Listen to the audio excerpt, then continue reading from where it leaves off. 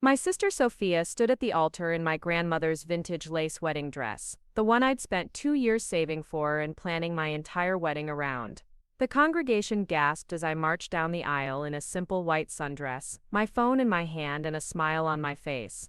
Before Tyler and I exchange vows, I announced, my voice carrying clearly through the cathedral, I think everyone should know exactly who Sophia really is. My 16-year-old cousin Maya stepped forward from the front pew, holding a tablet loaded with evidence that would destroy my sister's perfect image forever. What happened next shocked everyone in that church, especially Sophia, who had no idea that Maya had been documenting her secret life for months. Before we jump back in, tell us where you're tuning in from, and if this story touches you, make sure you're subscribed, because tomorrow I've saved something extra special for you. The morning sunlight streamed through the kitchen windows of our family home in Riverside as I sat at the breakfast table, still buzzing with excitement from my final dress fitting the day before. My grandmother's wedding dress, carefully preserved for 60 years, had been altered to fit me perfectly. The delicate ivory lace, the tiny pearl buttons, the flowing cathedral train, everything was exactly as I'd dreamed since I was a little girl listening to Grandma's stories about her wedding day in 1963. "Emma, you're glowing," Mom said, setting down a cup of coffee beside my wedding planning binder. The thick folder contained every detail of what would be the perfect June wedding, from the flower arrangements at St. Mary's Cathedral to the seating chart for the reception at Riverside Country Club. Tyler and I had been planning this day for 18 months, and tomorrow, June 15th, would mark the beginning of our life together.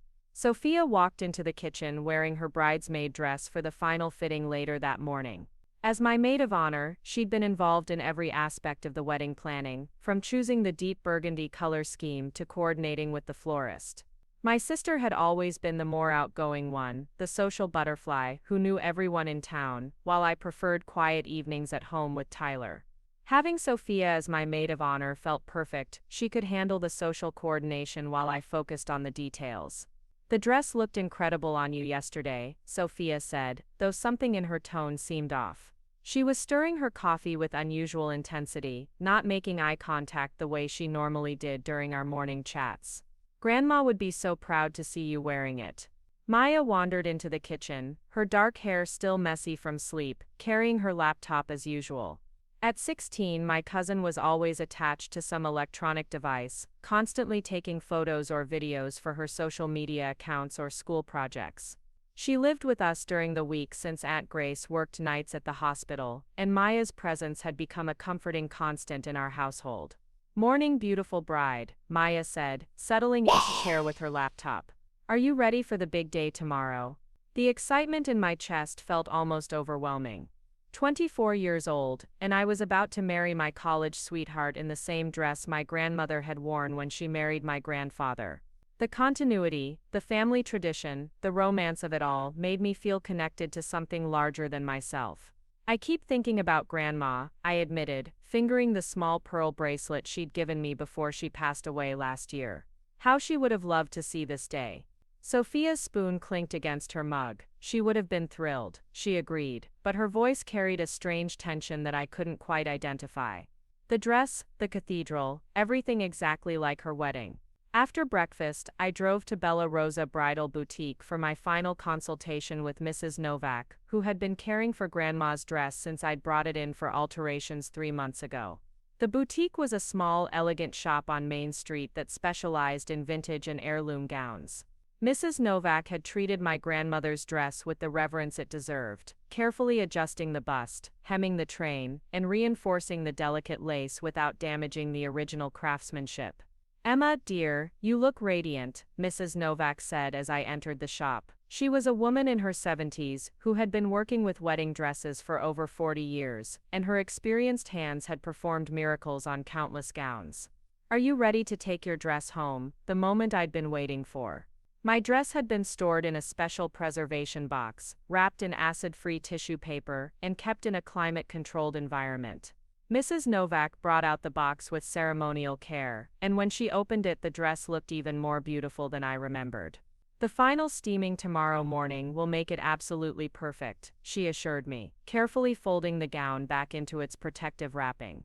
"Your grandmother's dress is truly a work of art," The beadwork on the bodice, the way the lace flows into the skirt, they don't make dresses like this anymore. I carried the precious box to my car with the kind of careful attention usually reserved for handling newborn babies. This dress represented everything I wanted my wedding to symbolize: family history, enduring love, and the beginning of my own legacy with Tyler. When I arrived home, the house was buzzing with pre-wedding activity. Sophia was on the phone coordinating last-minute details with the florist, Mom was reviewing the catering timeline with the country club, and Dad was polishing his shoes for the ceremony. Maya sat in the corner with her laptop, occasionally looking up to take candid photos of the family preparation. "The dress is home," I announced, setting the box carefully on the dining room table. Mrs. Novak said everything is perfect. Sophia ended her phone call and approached the box with what seemed like unusual interest. "Can I see it one more time?" she asked. "I want to make sure I remember every detail for when I tell people about your wedding." I opened the box carefully, revealing the ivory lace masterpiece nestled in its tissue paper. Sophia stared at the dress with an intensity that surprised me, her fingers hovering over the delicate fabric, as if she wanted to touch it but didn't dare. "It's incredible," she whispered. "The way the lace catches the light, the perfect proportions, the vintage elegance. You're going to look like a princess." That evening, Tyler and I attended the rehearsal at St. Mary's Cathedral. The Gothic architecture, stained. Preparing and narrating this story took us a lot of time, so if you are enjoying it, subscribe to our channel. It means a lot to us. Now back to the story. Glass windows and soaring ceilings created exactly the atmosphere we dreamed of for our ceremony. Father O'Connor walked us through the processional, the vows, and the recessional, while our wedding party practiced their roles. Sophia stood at the altar as my maid of honor, but she seemed distracted during the rehearsal. She missed her cues twice, forgot to hold my imaginary bouquet during the ring exchange, and kept checking her phone despite Father O'Connor's requests to keep devices silenced during the practice. "Everything okay?" I asked her during a break in the rehearsal. "Just nervous about tomorrow," she said, though her nervousness seemed different from typical pre-wedding jitters. "I want everything to be perfect for you." Maya was documenting the rehearsal with her camera, capturing candid moments and behind-the-scenes footage that she planned to edit into a wedding video for Tyler and me. She moved around the cathedral with the confidence of someone who understood lighting and angles, occasionally asking the wedding party to repeat certain moments so she could capture them from different perspectives. After the rehearsal dinner at the Vintage Rose Cafe, Tyler and I returned to my parents' house for our last night before becoming husband and wife. According to tradition, Tyler would spend the night at David's apartment while I stayed home with my family for one final evening as a single woman. "Tomorrow is going to be perfect," Tyler said, kissing me goodnight at the front door. "I love you, Emma Chen, and I can't wait to call you my wife." I fell asleep that night with a heart full of joy and anticipation, completely unaware that my sister was already planning to destroy everything I'd worked for. The sound of voices downstairs woke me at 7 in the morning. Mom and Sophia were talking in hushed tones in the kitchen, and while I couldn't make out their words, something about their conversation sounded urgent. I lay in bed for a few minutes, listening to the familiar sounds of our house waking up on my wedding day. When I finally got up and walked downstairs, I found Mom sitting at the kitchen table with a cup of coffee, staring out the window with a troubled expression. Sophia was nowhere to be seen, and the house felt strangely quiet for what should have been a morning of excited preparation. "Where's Sophia?" I asked, pouring myself orange juice. Mom looked up with a startled expression, as if she'd been lost in thought. "She had an early errand to run," she said vaguely. "Something about picking up your boutonniere, for Tyler." But we'd already confirmed that David was handling Tyler's boutonniere pickup, and Sophia knew that. I felt a small flutter of concern, but wedding day nerves often made people behave strangely. Maybe she was just anxious about her maid of honor responsibilities, and wanted to double-check everything. Maya appeared in the kitchen carrying her laptop and camera equipment. "Good morning, beautiful bride," she said cheerfully. "Ready for the most important day of your life." "Where's my dress?" I asked, suddenly noticing that the dining room table where I'd left the box was empty. Mom and Maya exchanged a glance that lasted just a fraction too long. "Sophia took it to the church early," Mom said carefully. "She wanted to make sure it was properly steamed and ready for you when we arrived." Relief flooded through me. Sophia was being incredibly thoughtful, taking care of the final dress preparation, so I could focus on getting my hair and makeup done. My sister had always been protective of me, and this was just another example of how she wanted my wedding day to be perfect. Jessica arrived at 9 to begin the hair and makeup process, transforming our living room into a temporary beauty salon. She'd been my best friend since college, and having her there for the final preparation felt like the perfect way to calm my pre-ceremony nerves. We talked and laughed while she worked on my hair, creating an elegant updo that would complement the vintage style of Grandma's dress. "I can't believe you're actually getting married," Jessica said, applying the final touches to my makeup. "It feels like yesterday we were in our dorm room talking about what our weddings would look like." Maya documented the entire preparation process, capturing the moments of laughter, the careful application of makeup, and the growing excitement as the ceremony time approached. Her photos would become precious memories of the morning that changed my life, though not in the way any of us expected. At 11:30, it was time to head to the cathedral. Mom, Jessica, Maya and I loaded into Dad's car for the short drive to St. Mary's, where I would finally see my dress and begin the process of becoming Tyler's wife. The summer morning was perfect: clear skies, gentle breeze, and enough warmth to make the cathedral comfortable without being overwhelming. "I'm so proud of you," Dad said as we pulled into the church parking lot. "You've planned a beautiful wedding, and Tyler is lucky to have you." The moment we walked into the bridal preparation room at St. Mary, I knew something was terribly wrong. Sophia was nowhere to be seen, and my dress box was sitting unopened on the small table in the corner.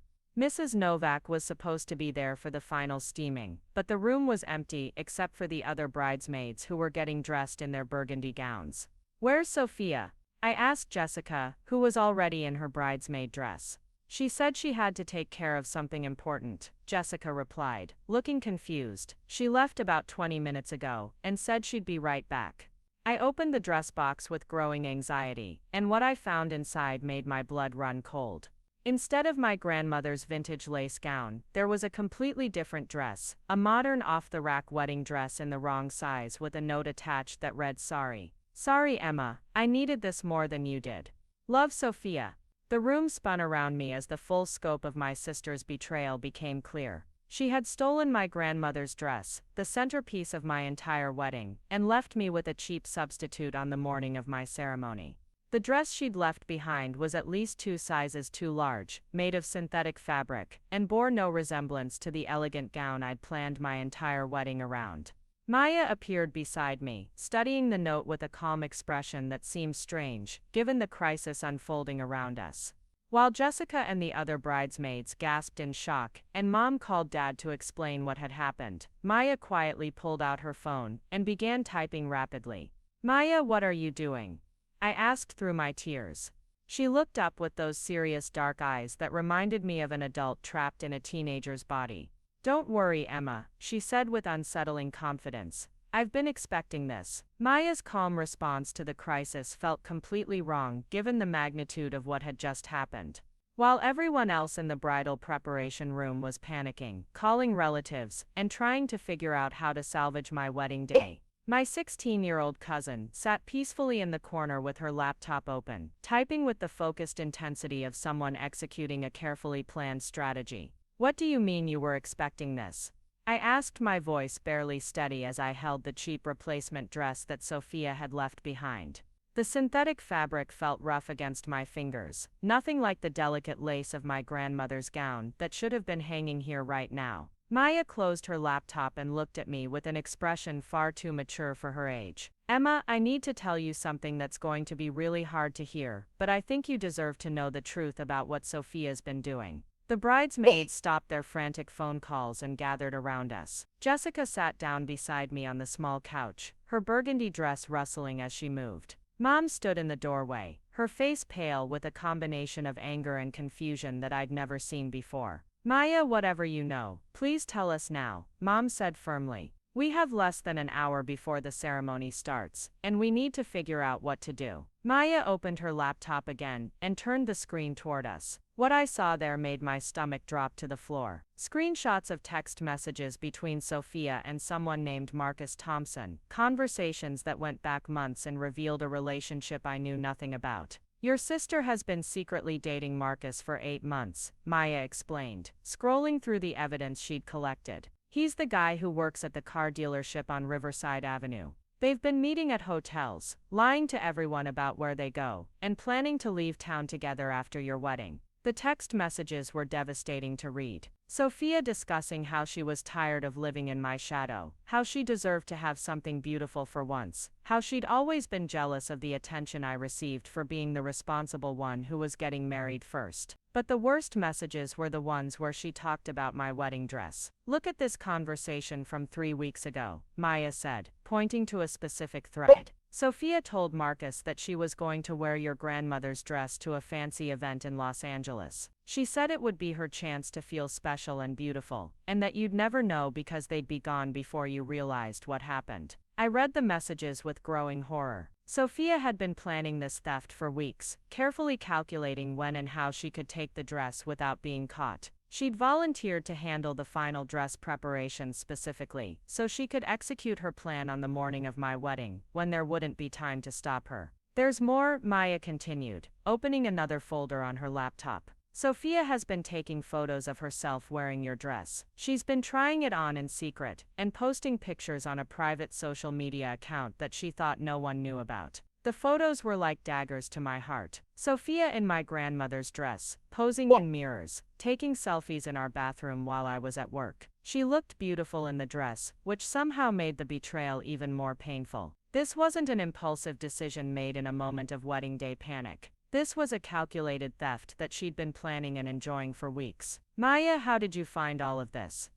Jessica asked, staring at the evidence on the screen. Maya's expression grew slightly uncomfortable, but she maintained her composure. I've been suspicious of Sophia's behavior for months. She was always secretive about where she went in the evenings, and she kept getting texts from someone she wouldn't talk about. I started paying closer attention to what she was doing. What Maya revealed next was even more shocking than the evidence of Sophia's affair and dress theft. My 16-year-old cousin had been conducting her own investigation into my sister's activities, using skills I didn't know she possessed. I noticed that Sophia never logs out of her social media accounts on the family computer, Maya explained. She also uses the same password for everything, which is really not smart when you're trying to keep secrets. Once I figured out her password pattern, I could see everything she was doing online. Maya had documented months of suspicious behavior, late-night phone calls that Sophia took in the backyard, unexplained absences when she claimed to be running errands for the wedding, credit card charges at restaurants and hotels that didn't match the places she said she'd been.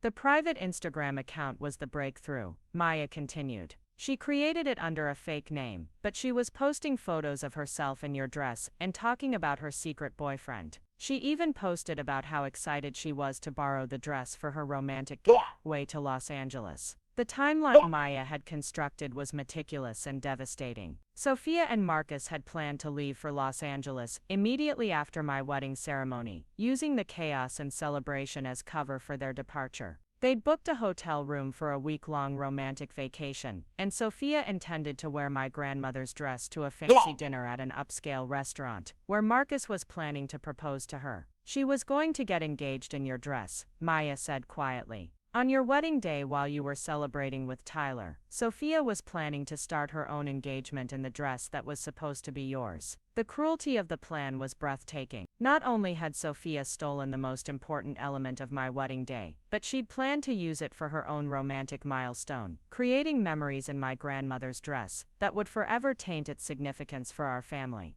Mom sat down heavily in one of the preparation room chairs, her face reflecting the same shock and betrayal that I was feeling. I can't believe Sophia would do this, she whispered. How could she hurt you like this? How could she hurt our family like this? But Maya wasn't finished with her revelations. She opened another folder on her laptop, this one containing financial documents that made the situation even worse. Sophia has been using your credit card information to pay for her secret relationship, Maya explained, showing us hotel receipts and restaurant charges that I didn't recognize. She memorized your credit card number and has been making charges for months. The romantic dinners, the hotel rooms, even some of the clothes she's been wearing on her dates with Marcus. The financial theft added another layer of betrayal to an already devastating situation. Sophia hadn't just stolen my dress and ruined my wedding day. She'd been systematically stealing from me for months to fund her secret relationship, using my money to create romantic memories with a man I'd never even met. The total amount is over $3,000, Maya said, scrolling through the documented charges. She's been really careful to keep the individual charges small, so you wouldn't notice them, but they add up to a significant amount of money. I stared at the evidence Maya had collected, trying to process the scope of my sister's betrayal. This wasn't a spontaneous decision, or a moment of weakness. Sophia had been planning and executing a comprehensive deception for months, stealing from me financially, while planning to steal the most precious element of my wedding day. Maya, why didn't you tell me about this sooner? I asked, though part of me already knew the answer. I needed to be completely sure before I accused your sister of something this serious, Maya replied. And honestly, I kept hoping she would change her mind and do the right thing. I thought maybe if I gathered enough evidence, I could convince her to stop without having to hurt you. Maya had been protecting me in her own way, hoping that the situation would resolve itself without causing family destruction. But as the wedding day approached, and Sophia's plans became more concrete, Maya realized that intervention was necessary. I tried dropping hints to Sophia that I knew about Marcus, Maya admitted. I mentioned seeing her car in places where she shouldn't have been, asked casual questions about her evening activities, even suggested that she might want to be honest with the family about her relationship. But she just got better at hiding things. The preparation room felt like it was closing in around us, as the reality of our situation became clear. My wedding ceremony was supposed to start in 45 minutes, and my sister had stolen the centerpiece of everything I'd planned. The cheap replacement dress she'd left behind was unwearable, and there was no time to find an alternative that would fit properly. Jessica stood up and began pacing around the small room, her bridesmaid dress swishing as she moved. "We need to call the police," she said firmly. Sophia stole Emma's property, used her credit card without permission, and deliberately sabotaged her wedding. This isn't just family drama, this is theft and fraud. But Mom shook her head, looking overwhelmed by the implications of involving law enforcement on what was supposed to be a day of celebration. "We can't call the police on my daughter during Emma's wedding ceremony," she said weakly. "Think about what that would do to our family, to the guests who are already seated in the cathedral." Maya closed her laptop and looked directly at me with those serious dark eyes that seemed to see everything. "Emma, I have an idea, but you might not like it." "At this point, I'm willing to consider anything," I replied, holding the inadequate replacement dress and trying not to cry off my carefully applied makeup. "What if we let Sophia think she got away with it?" Maya suggested. "What if we let her go to Los Angeles with Marcus, wear your dress to their fancy dinner, and enjoy her romantic getaway? But what if we made sure there were consequences waiting for her when she got back?" The suggestion was intriguing, but I couldn't understand how allowing Sophia to escape with my dress could possibly lead to justice. Maya seemed to read the confusion on my face, and continued with her explanation. "I've been documenting everything Sophia has done, not just for the past few weeks, but for months," Maya said. "I have evidence of her financial theft, her lies to the family, her deception about her relationship, and now her theft of your wedding dress. If we let her dig herself deeper into this situation, we'll have everything we need to make sure she faces real consequences." Maya's plan was more sophisticated than I'd initially realized. She'd been building a comprehensive case against Sophia, documenting every lie, every theft, every act of deception with the thoroughness of a professional investigator. "What about my wedding?" I asked. "I can't get married without a proper dress, and there's no time to find a replacement." Maya smiled for the first time since revealing Sophia's betrayal. "Actually there is," she said mysteriously. "But first you need to trust me completely. Can you do that?" Looking at my 16-year-old cousin, who had somehow anticipated and prepared for this crisis, while the rest of us remained completely oblivious, I realized that Maya might be the only person capable of salvaging my wedding day. Despite her age, she demonstrated more foresight and strategic thinking than any of the adults in the room. "What do you need me to do?" I asked. Maya pulled out her phone and started making a call. "Mrs. Novak," she said. When the call connected, "This is Maya Chen. We have an emergency situation with Emma's wedding dress, and I need your help." The conversation that followed revealed another layer of Maya's preparation. She'd been in contact with Mrs. Novak for weeks, not just about my dress, but about a backup plan that none of us knew existed. Mrs. Novak has another vintage dress from the same era as your grandmother's, Maya explained after ending the call. It's not identical, but it's the same style and period, and she thinks it will fit you perfectly. She's bringing it to the cathedral right now. The relief I felt was overwhelming, but it was mixed with amazement at Maya's foresight. Somehow my teenage cousin had anticipated that something might go wrong with my dress, and had prepared an alternative solution. Maya, how did you know to arrange a backup dress? Mom asked, echoing my own thoughts. I didn't know specifically that Sophia would steal the dress, Maya replied, but I knew she was planning something that would hurt Emma on her wedding day. All the evidence pointed to Sophia wanting to sabotage the wedding somehow, so I started thinking about what we could do if she succeeded. Maya had been playing a longer game than any of us realized, preparing for multiple scenarios, while hoping that none of them would become necessary. Her strategic thinking and attention to detail were remarkable for someone her age, and I began to understand that my cousin possessed skills and intelligence that I'd severely underestimated. There's one more thing, Maya said, her expression becoming serious again. If we're going to let Sophia think she got away with this, we need to make sure she actually believes her plan worked. That means you can't let her know that we found a replacement dress, or that we discovered her deception. The idea of pretending that Sophia had successfully ruined my wedding felt almost impossible, but I was beginning to understand the wisdom of Maya's approach. If Sophia believed she'd gotten away with her theft and deception, she would continue with her plan, giving us time to ensure that justice was eventually served. When she comes back from Los Angeles, Maya continued, she'll have to face everything she's done. The financial theft, the lies, the wedding dress, all of it, and by then we'll have documented everything so thoroughly that she won't be able to deny or minimize what she did.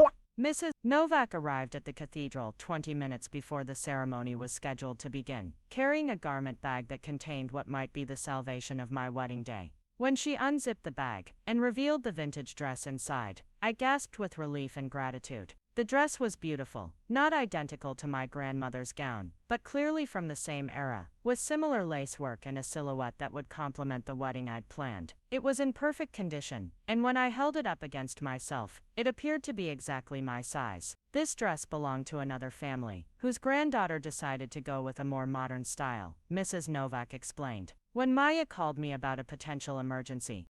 Hey, I thought this might be a perfect alternative. It's been waiting for the right bride. Getting into the new dress felt surreal, like stepping into a parallel version of my wedding day where everything was slightly different but still magical. The dress fit perfectly, the vintage style complemented my hair and makeup, and when I looked in the mirror I saw a bride who was beautiful and ready to marry the man she loved. Maya documented the transformation with her camera, capturing the moments of crisis, discovery, and recovery that had defined my wedding morning. These photos would tell a story that none of us could have anticipated, but they would also preserve the memory of how our family came together to overcome Sophia's betrayal. You look absolutely stunning, Jessica said, helping me adjust the dress's train. Tyler is going to be amazed when he sees you. As we prepared to leave the preparation room and begin the processional, Maya handed me her phone with a text message displayed on the screen. It was from Sophia, sent just minutes earlier. Hope you have a wonderful wedding, Emma. Sorry I couldn't be there to see it. Something important came up. The casual cruelty of the message, sent while Sophia was presumably driving toward Los Angeles wearing my grandmother's dress, crystallized my resolve to follow through with Maya's plan. My sister had chosen deception and theft over family loyalty, and she would eventually face the consequences of that choice. But first I was going to have the most beautiful wedding possible, surrounded by people who loved and supported me, wearing a vintage dress that honored my family's traditions even if it wasn't the specific gown I'd originally planned to wear. Maya put her phone away and looked at me with pride and determination. Are you ready to get married, Emma? I'm ready, I replied, and for the first time since discovering Sophia's betrayal, I truly meant it. The organ music began to play as I took my father's arm at the back of St. Mary's Cathedral. The sanctuary was filled with 200 guests who had come to celebrate Tyler and my union, their faces turning expectantly toward the entrance as the traditional wedding march echoed through the Gothic arches. None of them knew about the crisis that had unfolded in the preparation room or that I was wearing a completely different dress than the one they'd heard me describe for months. Dad squeezed my hand gently as we waited for our cue to begin the processional. "You look radiant, sweetheart," he whispered. "Whatever happened this morning, you've handled it with grace and I'm proud of you." Maya had positioned herself strategically in the front pew with her camera and tablet, ready to document not just the ceremony, but whatever came next in her carefully orchestrated plan. She'd insisted that everything needed to appear completely normal to the wedding guests, which meant hiding the devastation that Sophia's betrayal had caused and celebrating my marriage as if nothing had gone wrong. The bridesmaids began their processional down the aisle, each one carrying a bouquet of burgundy roses that complemented their dresses perfectly. Jessica, as my replacement maid of honor, walked with the dignity and composure that the role required, though I could see the tension in her shoulders that revealed how difficult this moment was for her as well. When the music shifted to the bridal march, Dad and I began our walk down the aisle. The cathedral felt magical, with sunlight streaming through the stained glass windows and casting colorful patterns across the stone floors. Tyler stood at the altar looking handsome in his black tuxedo, his face lighting up with joy and love when he saw me approaching. But as we walked past the pews filled with family and friends, I couldn't help but notice the confused whispers and questioning looks from guests who had expected to see Sophia as my maid of honor. My sister's absence was obvious and unexplained, creating an undercurrent of curiosity that rippled through the congregation. Tyler's expression when I reached the altar was everything I could have hoped for. His eyes filled with tears of happiness and he mouthed "You're beautiful" as Dad placed my hand in his and stepped back to join Mom in the front pew. "Dearly beloved," Father O'Connor began, his voice carrying clearly through the cathedral, "we are gathered here today to witness the union of Emma Chen and Tyler Rodriguez in holy matrimony." The ceremony proceeded exactly as we'd rehearsed, with traditional vows, ring exchanges and readings from Tyler's grandmother and my college roommate. Maya documented every moment with professional skill, capturing angles and expressions that would preserve this day in perfect detail despite the chaos that had preceded it. But even as I spoke my vows to Tyler and promised to love him through all of life's challenges, part of my mind remained focused on Sophia and the betrayal that had nearly destroyed this moment. Maya's plan required us to act as if nothing had happened, but the knowledge of what my sister had done cast a shadow over what should have been pure joy. During the ring exchange, I noticed Maya discreetly checking her phone and typing something quickly. She'd been monitoring Sophia's social media accounts and text messages throughout the morning, tracking her sister's progress toward Los Angeles and documenting her activities in real time. "You may kiss the bride," Father O'Connor announced, and Tyler's kiss was filled with all the love and commitment we'd promised each other. The congregation erupted in applause and cheers as we turned to face our family and friends as husband and wife. The recessional down the aisle should have been a moment of pure triumph, but I found myself scanning the pews for reactions to Sophia's obvious absence. Aunt Grace looked confused and concerned, clearly wondering why her daughter Maya was taking photos instead of Sophia fulfilling her maid of honor duties. Several family friends kept glancing toward the back of the cathedral as if expecting my sister to appear at any moment. During the photo session outside the cathedral, the questions began in earnest. "Where's Sophia?" asked my college friend Sarah. "Is she feeling okay?" Wondered Tyler's aunt. "I thought she was your maid of honor," mentioned our neighbor Mrs. Henderson. Maya had prepared for this scenario, and smoothly deflected each inquiry with variations of family emergency or she had to handle something important. Her answers were vague enough to avoid lying directly while preventing the kind of detailed explanations that would reveal the truth about what had happened. But maintaining the facade was emotionally exhausting. Every smile for the photographer, every gracious response to well-wishers, every moment of pretending that this was the perfect wedding I'd planned felt hollow when I knew that my sister was hundreds of miles away wearing my grandmother's dress and celebrating her own romantic milestone. Tyler pulled me aside during a break in the photo session, his expression concerned and loving. "Emma, I know something's wrong," he said quietly. "You're beautiful and you're handling everything perfectly, but I can tell you're upset about something. What happened with Sophia?" Looking into my new husband's eyes, I realized that keeping Maya's plan secret might mean lying to Tyler on our wedding day, which felt wrong on multiple levels. He deserved to know what had happened, especially since Sophia's theft and deception affected both of us. "Sophia stole my grandmother's wedding dress this morning," I admitted, watching Tyler's expression shift from confusion to anger to disbelief.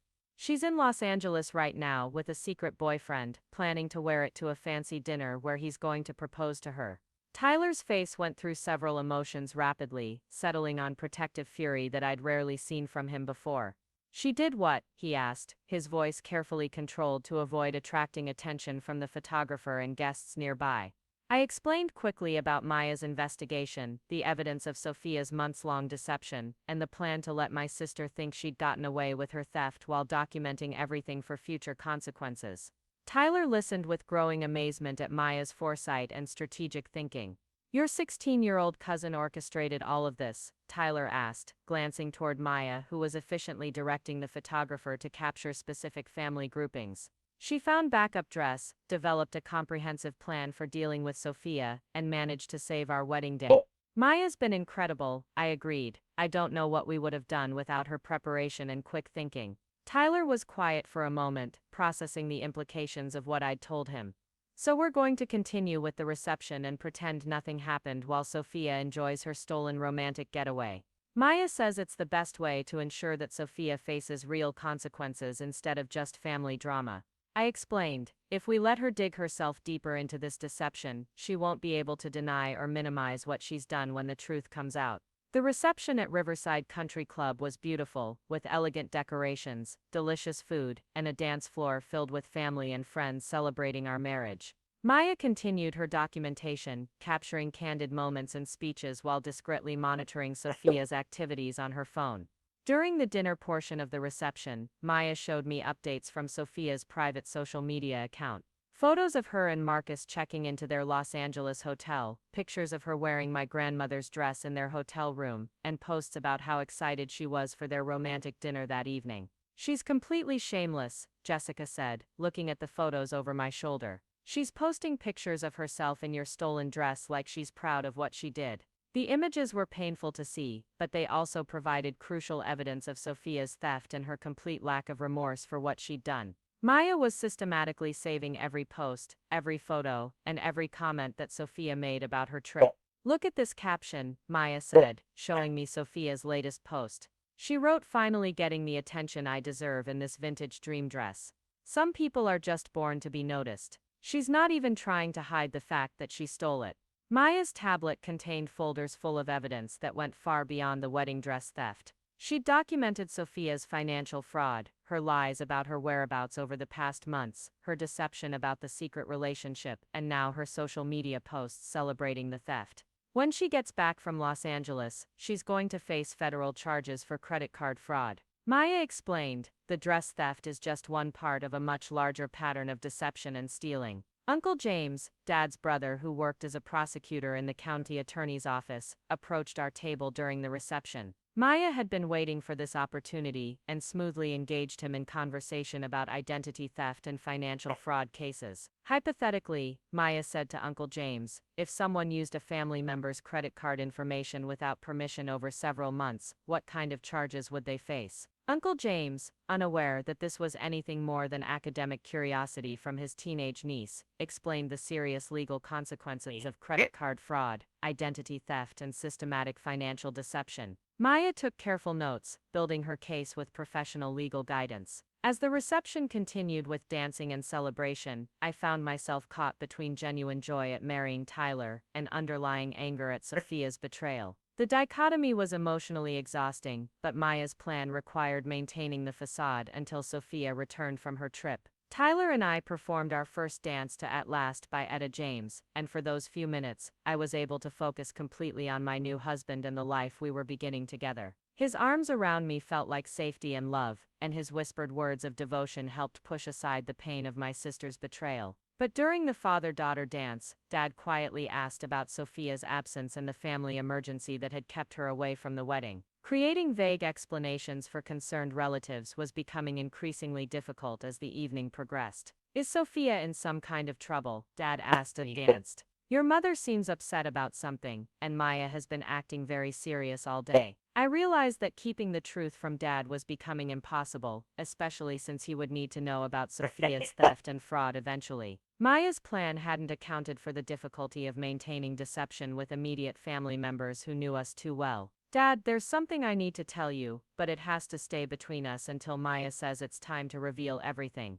I said and then explained the entire situation while we continued dancing. Dad's face went through the same range of emotions that Tyler's had, settling in a combination of protective anger and amazement at Maya's investigation skills. That little girl documented all of this, he asked, glancing toward Maya, who was capturing candid moments of the reception. Maya saved my wedding day, I replied. Without her preparation and quick thinking, this reception would have been a disaster. By the end of the evening, Tyler and I were exhausted but happy, having celebrated our marriage despite the crisis that had threatened to destroy it. Maya had successfully documented both the wedding and Sophia's theft, creating a comprehensive record that would ensure justice was eventually served.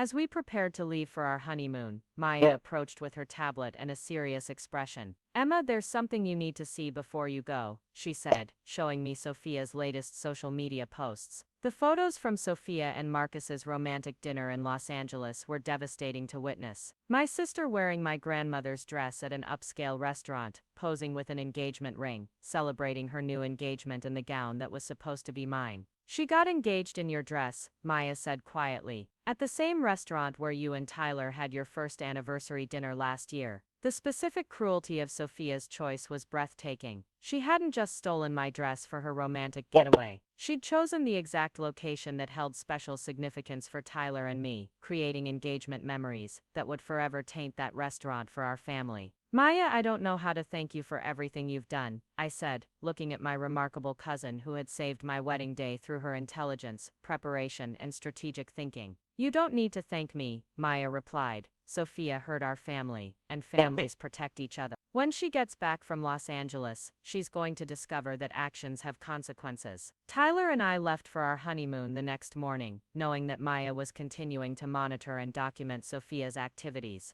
Our week in Hawaii was beautiful and romantic, but we couldn't completely escape the knowledge that a reckoning was coming when we returned home. Maya sent us updates throughout the week, tracking Sophia's extended stay in Los Angeles and her increasingly bold social media posts about her new engagement and her vintage family heirloom dress. Each post provided additional evidence of the theft and Sophia's complete lack of remorse. She's been wearing your dress to multiple events, Maya texted us midweek.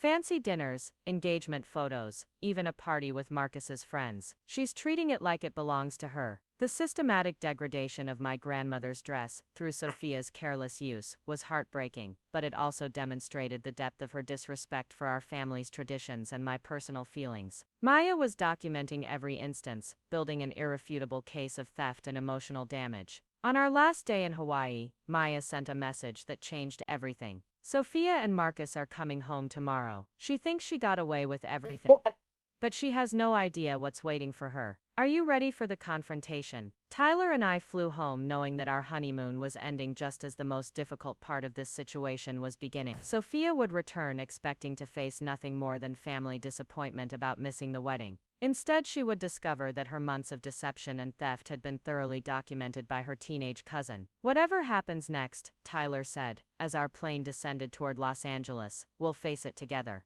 Maya has given us everything we need to make sure Sophia faces real consequences for what she did. The evidence Maya had gathered would ensure that Sophia's betrayal resulted in justice rather than just family drama. But first we had to confront my sister and reveal that her perfect crime had been anything but perfect, and that her teenage cousin had outsmarted her at every turn. Tyler and I arrived home from our honeymoon on a Sunday evening, to find Maya waiting in our parents' living room, with her laptop open and several thick folders arranged on the coffee table. The house felt different somehow, charged with an energy that suggested significant events had occurred while we were away. Mom and Dad sat on either side of Maya, their expressions a mixture of anger, disappointment, and something that looked like anticipation. How was Hawaii? Maya asked, though her tone suggested this was merely polite conversation before more serious matters. Did you see my updates about Sophia's activities? We had indeed seen the updates, and they painted a picture of my sister enjoying an extended celebration in Los Angeles, completely unaware that her every move was being documented and preserved as evidence. The photos she'd posted throughout the week showed her wearing my grandmother's dress to multiple events, treating it as if it were her personal property rather than a stolen family heirloom. She's been living it up,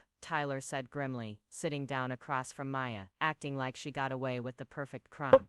Maya's expression grew serious as she opened one of the folders on the coffee table. Sophia has no idea what she's walking into when she gets home tomorrow morning. While you were on your honeymoon, I've been working with Uncle James to build a comprehensive case against her that goes far beyond family disappointment. What Maya revealed next demonstrated the true scope of her investigation and the legal consequences that Sophia would face. Working with our prosecutor uncle, Maya had compiled evidence that would support multiple criminal charges, transforming what could have been dismissed as family drama into a serious legal matter. The credit card fraud alone carries a potential sentence of up to 5 years in federal prison. Maya explained, showing us documentation that Uncle James had helped her organize. Sophia used Emma's credit card information to make over $3,000 in unauthorized charges over an 8-month period. That's felony fraud in California. The folders contained meticulously organized evidence of every aspect of Sophia's deception. Bank statements highlighting the fraudulent charges, screenshots of her social media posts admitting to the theft, photos of her wearing my dress at multiple events, and even traffic camera footage that Maya had somehow obtained showing Sophia's car at locations where she'd claimed not to be. "How did you get traffic camera footage?" I asked, amazed by the thoroughness of Maya's investigation.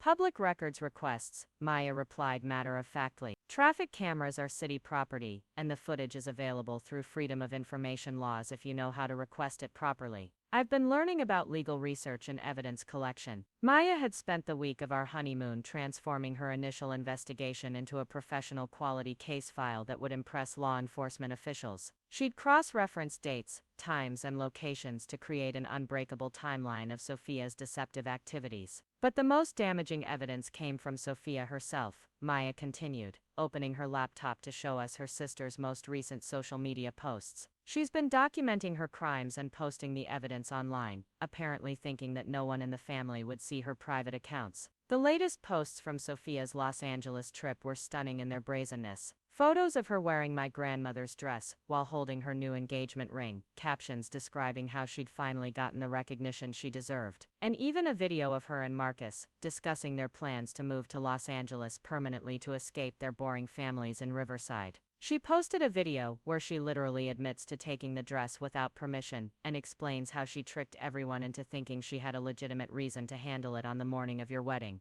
Maya said, playing a recording that made my stomach turn. In the video, Sophia laughed about how easy it had been to manipulate the family's trust, describing her theft as borrowing something that nobody would miss, and expressing no remorse for the pain she'd caused. The casual cruelty of her words, combined with her obvious pleasure at having deceived us, crystallized my resolve to ensure she faced serious consequences. "There's more," Maya said, opening another folder. "While Sophia was celebrating in Los Angeles, I did some research into her boyfriend Marcus Thompson. He's not exactly the successful businessman she's been describing to people." Maya's investigation into Marcus revealed that Sophia's new fiancé had his own history of deception and financial irregularities. He'd been fired from his previous job for embezzling money from customer accounts, had multiple outstanding warrants for unpaid child support, and was currently under investigation by the California Department of Motor Vehicles for selling cars with falsified documentation. "Sophia doesn't know any of this," Maya explained. "She thinks she's engaged to a successful entrepreneur, but she's actually attached herself to a career criminal who's been using her the same way she's been using our family."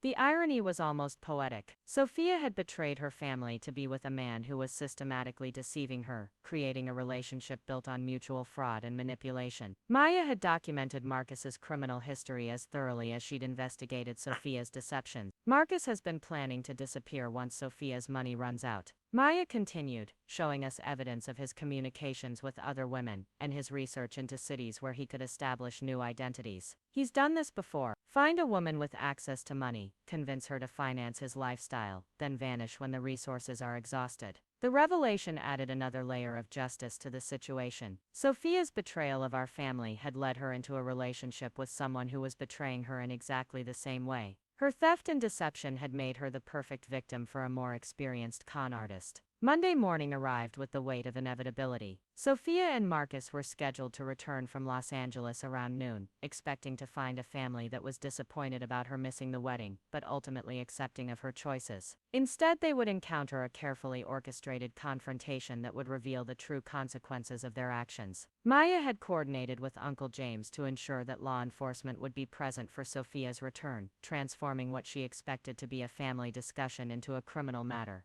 The evidence Maya had compiled was sufficient to support immediate charges, and arrangements had been made to arrest both Sophia and Marcus upon their return. "Are you sure you want to go through with this?" Mom asked for the third time that morning, still struggling with the idea of having her daughter arrested. "Once we involve the police, there's no going back to handling this as a family matter." Maya's response was firm and unwavering. Sophia made this a criminal matter when she decided to commit fraud and theft. She didn't steal a $20 bill from Emma's purse. She systematically defrauded her own sister for months, then stole an irreplaceable family heirloom to celebrate her engagement to another criminal. The logic was unassailable. Sophia's actions had crossed the line from family disappointment into serious criminal behavior, and treating it as anything less would minimize the harm she'd caused, and potentially enable her to hurt other people in the future. Tyler and I positioned ourselves in the living room, with clear views of the front door, while Maya set up her laptop and tablet to document Sophia's reaction when she realized her crimes had been discovered. The evidence folders were arranged on the coffee table like in prosecutor's case presentation, ready to demonstrate the scope of her deception. At 12:30, we heard a car pulling into the driveway, followed by the sound of familiar voices approaching the front door. Sophia's laughter carried through the afternoon air, carefree and satisfied, completely unaware that her world was about to collapse around her. The front door opened, and Sophia walked into the house, carrying my grandmother's wedding dress in a garment bag, her face glowing with the satisfaction of someone who believed she'd executed the perfect deception. Marcus followed behind her, looking around our family home with the calculating expression of someone evaluating potential assets. "I'm back," Sophia announced cheerfully, not immediately noticing the unusual gathering in the living room, or the serious expressions on everyone's faces. "Los Angeles was absolutely amazing. Marcus and I had the most romantic week." She stopped abruptly when she saw the assembled family, the evidence folders, and Maya's recording equipment. The confidence drained from her face as she began to process that this was not the casual homecoming she'd expected. "What's going on?" Sophia asked, though her tone suggested she was beginning to suspect that her deception had been discovered.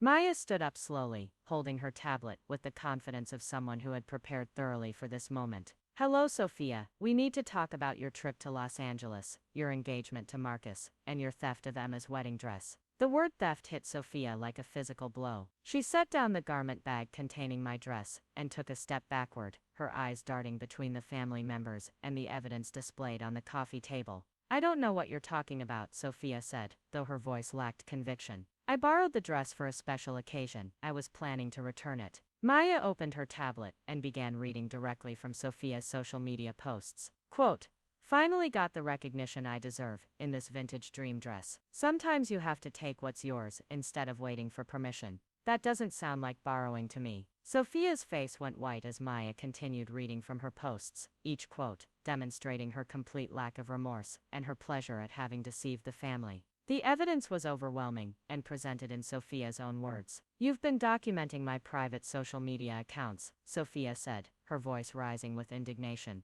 "That's an invasion of privacy." "What's an invasion of privacy?" Maya replied calmly, "Is using Emma's credit card information without permission for 8 months to finance your secret relationship. What's theft is taking a family heirloom without consent, and wearing it to your engagement celebration." Maya methodically presented the evidence she'd compiled, starting with the financial fraud, and progressing through the systematic deception, the dress theft, and the social media posts, celebrating her crimes. Each revelation hit Sophia harder than the last, as she realized the scope of what had been discovered. Marcus, who had been quiet during the initial confrontation, suddenly spoke up with obvious panic in his voice. "Sophia, we need to leave, now." But Maya was ready for this possibility as well. "Actually, Marcus, you might want to stay and hear about what I discovered regarding your own criminal history, and your plans to disappear once Sophia's money runs out." Maya's investigation into Marcus proved to be just as devastating as her documentation of Sophia's crimes. She presented evidence of his embezzlement conviction, his outstanding warrants, his DMV investigation, and most damaging of all, his communications with other potential victims. "Did you know that Marcus has done this exact same con with 3 other women over the past 5 years?" Maya asked Sophia, showing her screenshots of Marcus's dating profiles and his messages to other targets. "You're not his fiancé, you're his current Mark." The revelation broke Sophia completely. The man she'd betrayed her family for, the relationship she'd sacrificed everything to pursue, was nothing more than an elaborate deception designed to exploit her financially and emotionally. "Marcus, tell them this isn't true," Sophia pleaded, turning to her fiancé with desperate hope in her eyes. But Marcus was already moving toward the door, clearly planning to abandon Sophia now that his deception had been exposed. His response was the final confirmation of Maya's investigation. "I never promised you anything permanent," Marcus said coldly, dropping any pretense of caring about Sophia. "You knew what this was." The cruelty of Marcus's abandonment coming immediately after the revelation of his deception was almost too painful to witness. Sophia had destroyed her relationship with her family for a man who had never cared about her at all. At that moment, Uncle James arrived with 2 police officers ready to execute the arrests that Maya had arranged. The timing was perfect, preventing Marcus from escaping and ensuring that both criminals would face immediate consequences for their actions.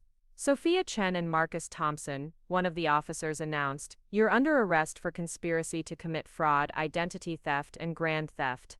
You have the right to remain silent." Watching my sister being handcuffed in our parents' living room was surreal and heartbreaking despite everything she'd done. The woman who had been my maid of honor, my confidant, and my closest family member had become a stranger whose greed and jealousy had led her to betray everyone who loved her. Maya documented the entire arrest with the same professional thoroughness she'd applied to the investigation, creating a complete record of how Sophia's crimes had been discovered and how justice had been served. "Maya," Sophia said as the officers prepared to take her away, "I never meant for things to go this far. I just wanted something beautiful for myself." Maya's response was measured and final. "You had something beautiful, Sophia. You had a family who loved you and trusted you. You chose to destroy that for a relationship that was never real and money that was never yours." The officers led Sophia and Marcus away, leaving our family to process the aftermath of a confrontation that had been months in the making. The house felt empty and strange, as if a tornado had passed through and left everything fundamentally changed. In the weeks that followed, Maya's evidence proved crucial in securing convictions for both Sophia and Marcus. Sophia pled guilty to multiple counts of fraud and theft, receiving a sentence of 2 years in prison plus restitution for all the money she'd stolen. Marcus faced additional charges related to his previous crimes and received a longer sentence. My grandmother's wedding dress was returned, though it required extensive restoration after Sophia's careless treatment during her week in Los Angeles. Mrs. Novak worked with a specialist to repair the damage, and while the dress would never be exactly as it was preserved for future generations of our family. Maya's investigation skills and strategic thinking had impressed everyone who worked on the case, including law enforcement officials and legal professionals. Several colleges reached out to offer her early admission programs, and she eventually decided to pursue a degree in criminal justice with a specialization in financial crimes. "I realize that there are probably a lot of families dealing with this kind of betrayal," Maya told me months later as we looked through the restored wedding dress. "People who trust their relatives and don't realize they're being systematically defrauded. Maybe I can help other families the way I helped ours." Tyler and I eventually moved into our own home, but we maintained close relationships with our family, especially Maya, whose intelligence and loyalty had saved my wedding day and ensured that justice was served. The experience had taught us valuable lessons about trust, family, and the importance of protecting the people you love. Sophia served her full sentence and was released 18 months later, but the damage to our family relationships was permanent. She attempted to reconcile several times, but the trust that had been broken could never be fully repaired. Some betrayals are simply too fundamental to overcome. Maya graduated high school early and went on to study criminal justice at UCLA, where she excelled in courses on financial crimes and digital forensics. Her professors were amazed by her practical experience and her mature understanding of how criminals operate and how they can be caught. "Your cousin is remarkable," one of her professors told me during a family visit to campus. "She has an intuitive understanding of criminal behavior and investigative techniques that most students don't develop until graduate school." Maya's success in college and her plans for a career in law enforcement felt like the perfect outcome for someone who had used her intelligence and determination to protect her family when we needed it most. She had transformed a devastating betrayal into a calling that would help other families avoid similar trauma. Years later, when Maya graduated from the FBI Academy and became a federal agent specializing in financial crimes, I realized that Sophia's betrayal had ultimately created something positive. Maya's career fighting fraud and protecting families was a direct result of the skills she'd developed while investigating my sister's crimes. In a strange way, Maya told me at her graduation ceremony, Sophia taught me what I wanted to do with my life.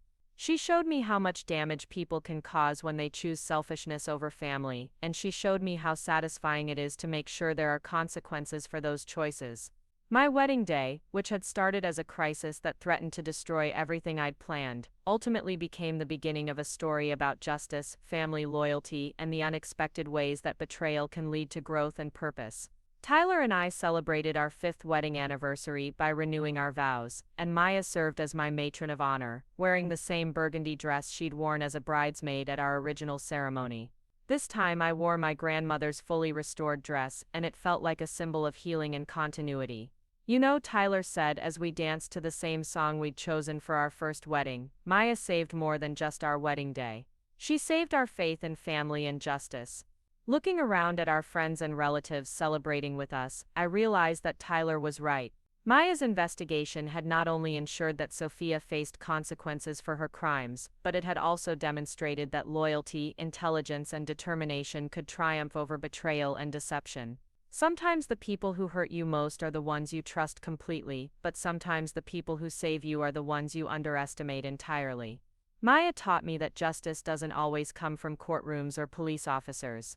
Sometimes it comes from a 16-year-old with a laptop and an unshakable sense of right and wrong.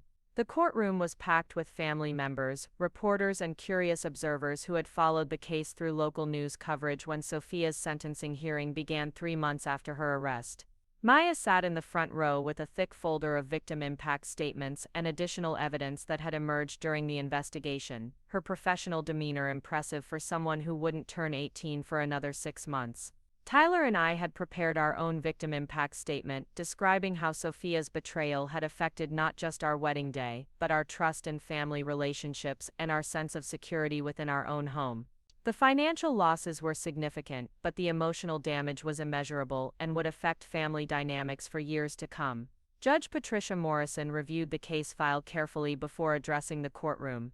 This case represents a particularly troubling example of how financial crimes can destroy family relationships and exploit the trust that should exist between relatives, she said.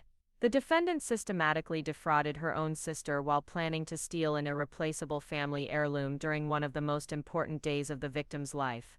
Sophia's defense attorney had attempted to argue for leniency based on her lack of prior criminal history and her claims of mental health issues, but the overwhelming evidence that Maya had compiled made it impossible to minimize the severity of her crimes.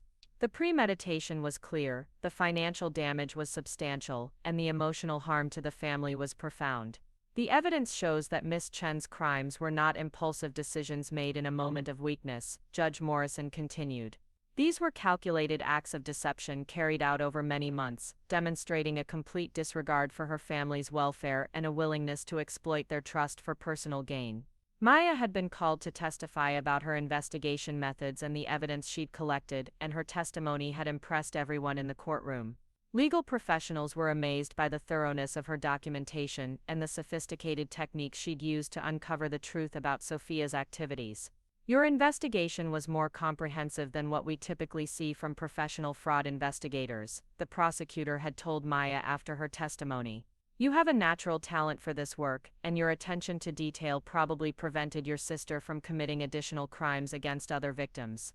When it came time for Sophia to address the court before sentencing, she stood with obvious reluctance and spoke in a voice barely above a whisper. I know what I did was wrong, and I'm sorry for the pain I caused my family, she said, though her words lacked the conviction that might have suggested genuine remorse. Maya had prepared for this moment and had additional evidence ready to present if Sophia attempted to minimize her crimes or claim that her actions were less serious than they appeared. Fortunately, Sophia's brief statement acknowledged her guilt without making excuses or shifting blame to others. Judge Morrison sentenced Sophia to 2 years in state prison, 5 years of probation, and full restitution for all financial losses, including the cost of restoring the wedding dress and repairing the credit damage caused by her fraud. The sentence was appropriate for the severity of her crimes and sent a clear message that financial fraud against family members would be treated as seriously as crimes against strangers. Marcus received a longer sentence due to his extensive criminal history and his role in encouraging Sophia's criminal behavior. His pattern of targeting vulnerable women for financial exploitation, combined with his outstanding warrants and previous convictions, resulted in a 5-year prison term that would likely be extended when his other cases went to trial. After the sentencing, our family gathered at Mom and Dad's house to process the end of a legal ordeal that had dominated our lives for months. The closure was important, but the healing process would take much longer, and some relationships might never fully recover from the damage that Sophia's betrayal had caused. Maya's transformation during the investigation and trial had been remarkable to witness. She'd evolved from a quiet teenager who preferred staying in the background to a confident young woman who could hold her own in professional legal settings. Her success in exposing Sophia's crimes had given her a sense of purpose and direction that would shape her future career choices. "I've been accepted to the summer internship program at the district attorney's office," Maya announced over dinner. "They want me to work with their financial crimes unit, helping other families who've been victimized by relatives or trusted individuals." The internship was an unusual opportunity for someone Maya's age, but her demonstrated skills and her unique perspective as a teenage fraud investigator made her valuable to prosecutors handling similar cases. She would be able to help other young people recognize warning signs of financial abuse and provide insight into how criminals exploit family relationships. Tyler and I had used the experience as an opportunity to strengthen our own marriage and our commitment to honest communication. The crisis had tested our relationship during its earliest stages, but working together to support Maya's investigation and cope with the family trauma had brought us closer together. "I'm grateful that we learned this lesson about trust and betrayal so early in our marriage," Tyler told me one evening as we looked through photos from our wedding day. "Now we know how to handle difficult situations together, and we know that our family will support us when we need it most." The restored wedding dress hung in our closet, carefully preserved in a special garment bag that would protect it for future generations. Mrs. Novak had worked with conservation specialists to repair the damage that Sophia's careless treatment had caused, and while some of the original details could never be fully restored, the dress retained its beauty and significance for our family. "I want our daughters to know the story of this dress," I told Tyler, thinking about the children we hope to have someday. "Not just the happy story of great-grandmother's wedding, but the story of how it was almost lost and how Maya saved it for future generations." Maya's investigation had preserved more than just a family heirloom. It had preserved our faith in justice and our belief that intelligent, determined people could overcome betrayal and deception through careful planning and persistent effort. 6 months after Sophia's sentencing, Maya received a letter from the FBI Academy inviting her to apply for their accelerated admission program, which would allow exceptional candidates to begin federal law enforcement training immediately after high school graduation. The invitation was unprecedented for someone her age, but her demonstrated abilities had attracted attention from multiple law enforcement agencies. They said they've never seen investigative work of this quality from a civilian, especially someone without formal training. Maya explained, showing us the official FBI letterhead. "They want to offer me a full scholarship to their training program and a guaranteed position with their financial crimes division." The opportunity represented the perfect culmination of Maya's journey from quiet teenager to accomplished investigator. Her experience exposing Sophia's crimes had revealed talents and interests that would allow her to build a meaningful career protecting other families from similar betrayals. Maya's decision to accept the FBI offer meant that she would graduate high school early and begin federal law enforcement training before her 18th birthday. The family was proud but also somewhat amazed by how dramatically her life had changed as a result of her investigation into Sophia's crimes. "Sometimes I wonder what would have happened if Maya hadn't been paying attention to Sophia's behavior," Mom reflected during Maya's going-away party. "Our family could have lost much more than a wedding dress. We could have lost our faith in each other entirely." Maya's vigilance and intelligence had prevented a bad situation from becoming catastrophic. Without her intervention, Sophia might have continued her fraudulent activities for years, potentially destroying the family's financial stability and emotional bonds beyond repair. Tyler and I celebrated our second wedding anniversary by establishing a scholarship fund in Maya's honor, providing financial assistance to young people interested in pursuing careers in criminal justice or financial crime investigation. The scholarship would ensure that Maya's legacy of protecting families would continue even after she began her federal law enforcement career. Maya showed us that age doesn't determine ability, and that sometimes the youngest person in the room is the one with the clearest perspective on right and wrong. I said during the scholarship announcement ceremony. We want to support other young people who have the intelligence and determination to fight for justice. The scholarship received immediate interest from high schools throughout California, and several students submitted essays describing their own experiences with family financial crimes and their desires to prevent other families from experiencing similar betrayals. Maya's graduation from high school was held 3 months early to accommodate her acceptance into the FBI training program. She delivered the valedictorian speech to her classmates, describing how her investigation into family financial crimes had taught her that intelligence and integrity were more powerful than deception and selfishness. My sister taught me that trust can be broken, but she also taught me that justice can be achieved when good people refuse to accept wrongdoing. Maya told her graduating class, "Each of you has the power to protect the people you love, and to ensure that there are consequences when trust is betrayed." Maya's speech inspired several of her classmates to pursue careers in law enforcement and criminal justice, creating a ripple effect that would extend her influence far beyond our family situation. On the day Maya left for FBI training, our entire extended family gathered to see her off and to celebrate the remarkable young woman she had become. The quiet teenager who had documented Sophia's crimes was now a confident future federal agent who would dedicate her career to protecting families from financial exploitation. "I'll never forget that this all started because I wanted to protect Emma's wedding day," Maya said during her farewell dinner. "But it became something much bigger when I realized how many other families need protection from people who exploit trust and love for personal gain." Maya's transformation from victim's advocate to federal law enforcement officer represented the most positive outcome possible from Sophia's betrayal. Instead of allowing the experience to create cynicism or fear, Maya had channeled her energy into building skills and pursuing opportunities that would allow her to help countless other families. Sophia was released from prison after serving 18 months of her 2-year sentence, but her attempts to reconnect with the family were met with appropriate caution and skepticism. The trust that had been broken would require years to rebuild, and some family members remained unwilling to risk further betrayal. "I understand why you can't forgive me immediately," Sophia told me during one of her supervised visits after her release. "I know that what I did was unforgivable, and I know that I have to prove that I've changed before anyone will trust me again." Sophia's acknowledgement of the severity of her crimes was progress, but words alone were insufficient to repair the damage she had caused. Real change would require consistent behavior over an extended period, and even then, some relationships might never fully recover. Maya's career with the FBI flourished, and she quickly became one of their most effective investigators of family financial crimes. Her unique perspective as someone who had experienced betrayal firsthand, combined with her natural investigative abilities, made her particularly skilled at understanding both criminal behavior and victim psychology. Agent Chen has solved more family financial crime cases in her first year than most agents solve in their entire careers, her supervisor told us during Maya's first annual review. Her ability to connect with victims and her understanding of how these crimes develop make her invaluable to our financial crimes division. Maya's success in federal law enforcement validated the decision to pursue justice for Sophia's crimes rather than handling the situation as a private family matter. The skills Maya had developed during her investigation had prepared her for a career that would protect thousands of families from similar experiences.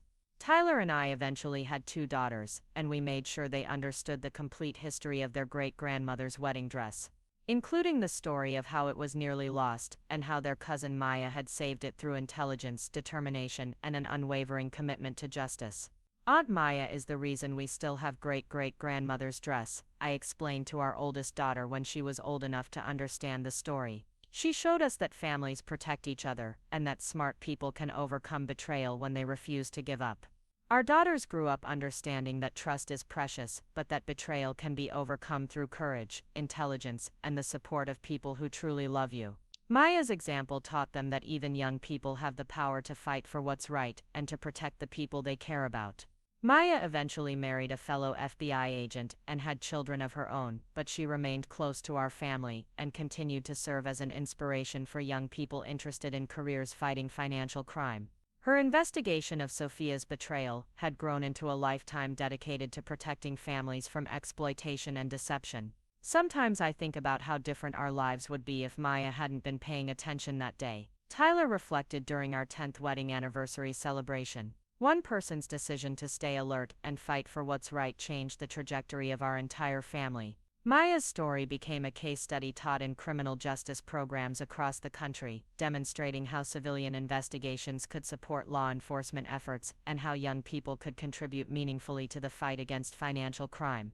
The wedding dress that had nearly been lost forever now sits in a place of honor in our home, carefully preserved for future generations, and accompanied by documentation that tells the complete story of how it was saved.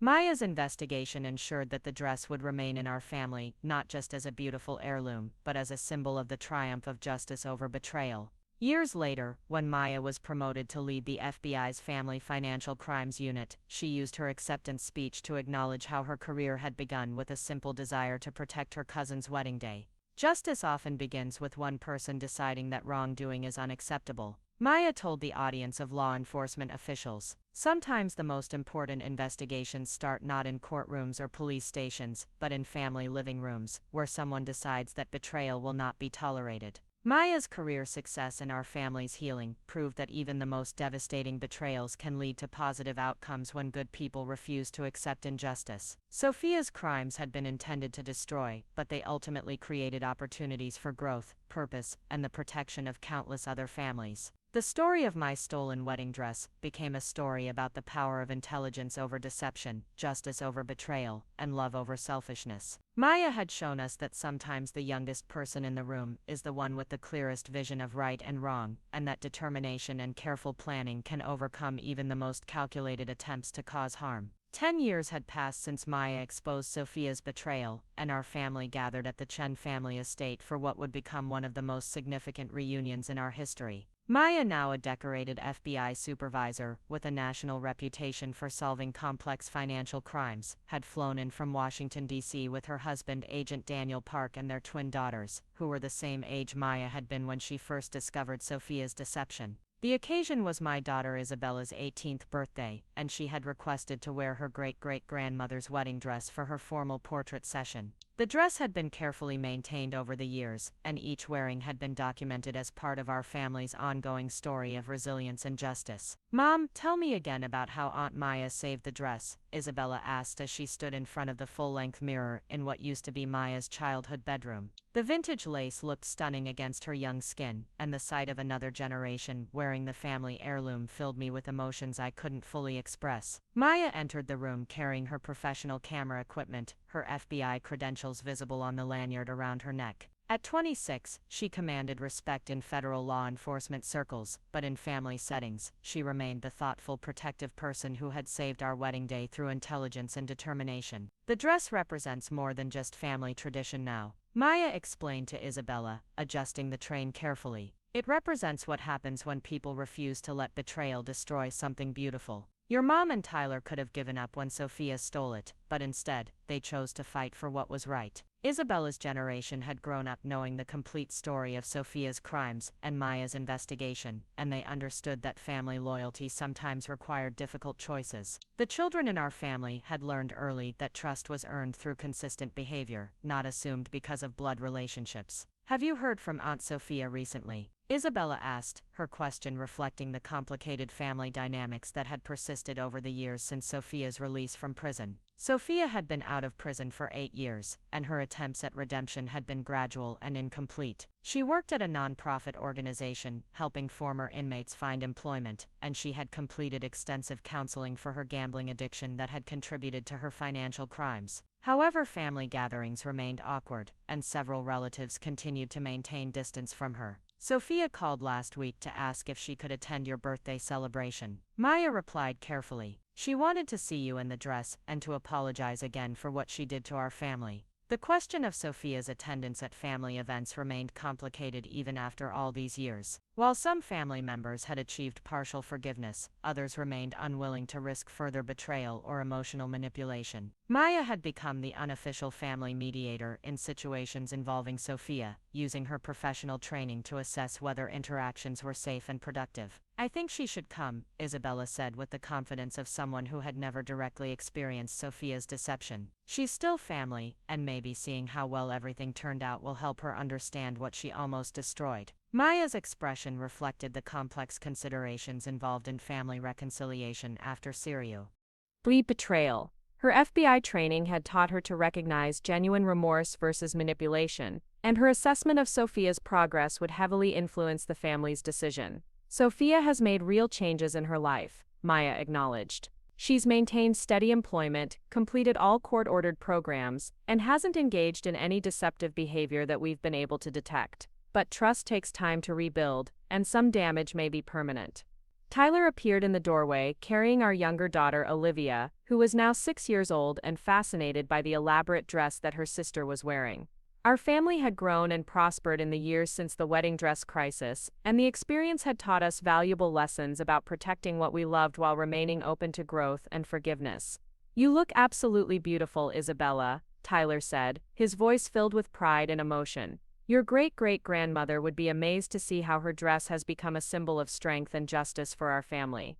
The portrait session that followed captured not just Isabella's beauty in the vintage dress, but the multi-generational story of women who had worn it for different reasons and in different circumstances. Maya's photography skills, developed through her FBI training, resulted in images that told the complete story of our family's journey through betrayal to healing. "I want to document this moment not just as a beautiful portrait, but as evidence of how families can overcome serious challenges when they work together," Maya explained as she adjusted camera settings. "Isabella wearing this dress represents the triumph of justice and love over deception and selfishness." During the portrait session, Maya received a phone call from her FBI supervisor in Washington, who was consulting with her about a complex case involving financial crimes within a prominent political family. Maya's expertise in family financial fraud had made her one of the FBI's most sought-after consultants for high-profile cases. "Agent Chen, we need your assessment of the evidence patterns in the Morrison case," her supervisor explained over speakerphone, with Maya's permission to include the family in the conversation. "The defendant's behavior matches profiles that you've identified in previous family financial crime investigations." Isabella listened with fascination as Maya discussed criminal behavior patterns, evidence analysis, and investigative techniques with her federal colleagues. The teenager was considering her own career options, and Maya's professional success provided an inspiring example of how personal experiences could be transformed into meaningful work. "Aunt Maya, do you think I should consider a career in law enforcement?" Isabella asked after Maya finished her work call. "I'm interested in psychology and criminal justice, and I think I'd like to help families like you helped ours." Maya's response reflected both encouragement and realistic assessment of the challenges involved in federal law enforcement careers. "You have the intelligence and the compassion that would make you effective in this work," Maya said. "But you should also consider other ways to help families, like social work, counseling, or victim advocacy." The afternoon continued with family members arriving for Isabella's birthday celebration, including several relatives who had been present during the original wedding dress crisis, but had never fully understood Maya's investigation until years later. Uncle James, the prosecutor who had helped Maya build the case against Sophia, brought his own teenage children, who were fascinated by Maya's FBI career. Maya's investigation was more sophisticated than what we typically see from experienced detectives. Uncle James told his children, repeating praise he had given many times over the years. She understood criminal behavior patterns instinctively and knew how to document evidence in ways that would hold up in federal court. Maya's professional success had validated the family's decision to pursue criminal charges against Sophia rather than handling the situation privately. The skills Maya had developed during her investigation had translated directly into a career that had protected thousands of families from financial exploitation. Mom and Dad arrived carrying photo albums that documented our family's journey through the crisis and recovery, including pictures from Maya's FBI Academy graduation, her wedding to Daniel, and the births of her children. The albums told a story of transformation and growth that had emerged from one of the darkest periods in our family's history. "Looking back, I think Sophia's betrayal might have been the best thing that ever happened to Maya's career," Dad reflected as we looked through pictures of Maya receiving commendations from FBI leadership. "Without that experience, she might never have discovered her talents for investigation and justice." The perspective was complicated but accurate. While Sophia's crimes had caused real harm and lasting family damage, they had also revealed Maya's extraordinary abilities and set her on a path that had benefited countless other families. The transformation of trauma into purpose had become a central theme in our family's story. As the birthday celebration continued, Maya's daughters played with Isabella and Olivia, representing a new generation that would grow up understanding both the importance of family loyalty and the necessity of holding relatives accountable for their actions. Maya and Daniel were raising their children with clear values about honesty, integrity, and the courage to fight for what was right. "Mommy, why did Aunt Sophia take the pretty dress?" asked Emma Chen Park, Maya's 6-year-old daughter, who shared my name and had inherited Maya's serious, thoughtful demeanor. Maya knelt down to her daughter's level and explained the situation in age-appropriate terms. "Sometimes people make very bad choices because they're jealous or greedy," Maya said gently. "But families protect each other, and when someone does something wrong, there have to be consequences." The conversation with her daughter reflected Maya's ongoing role as a teacher and protector, both within our family and in her professional life. Her children were learning early that intelligence and determination could overcome deception, and that standing up for what's right was always worth the effort required. As evening approached, the question of Sophia's attendance became more pressing. She had been waiting for a phone call invitation, and Maya had been designated to make the final decision about whether her presence would be appropriate for Isabella's celebration. "I think we should invite her," Maya decided after consulting with the adult family members. "Isabella wants to meet her, and Sophia deserves the opportunity to see how our family has grown and prospered despite what she did. But there will be clear boundaries and supervision." Maya's decision reflected her professional training in risk assessment, combined with her personal commitment to family healing when it was safe and appropriate. Sophia's attendance would be carefully managed to ensure that the celebration remained positive, while allowing for the possibility of continued reconciliation. When Sophia arrived an hour later, the changes in her appearance and demeanor were immediately obvious. 8 years of counseling, community service, and honest work had transformed her from the entitled, deceptive person who had stolen my wedding dress into someone who appeared genuinely remorseful and committed to making amends. "Isabella, you look absolutely stunning in that dress," Sophia said, her voice filled with emotion and regret. "I can't believe how much you've grown, and I can't believe how beautiful our family's tradition looks on you." Isabella responded with the grace and confidence that Tyler and I had tried to instill in our daughters. "Thank you, Aunt Sophia. Aunt Maya told me about what happened, and I'm glad that everything worked out so that future generations can still wear this dress." Sophia's reaction to Isabella's words revealed the depth of her understanding about what she had nearly destroyed. Tears filled her eyes as she realized that her crimes could have ended a family tradition that now meant so much to the youngest generation. "Maya, I don't know how to thank you for saving something I was too selfish and stupid to appreciate," Sophia said, addressing her former victim directly. "You were just a teenager, but you understood the value of family traditions better than I did as an adult."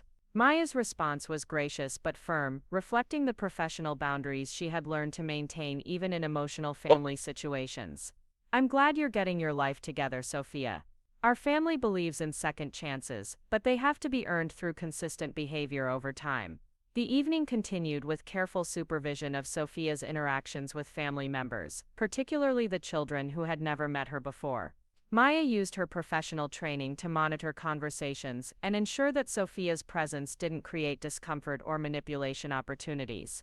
During dinner, Sophia shared updates about her work with former inmates and her ongoing counseling for gambling addiction. Her presentation was humble and focused on service to others, rather than seeking sympathy or minimizing her past crimes.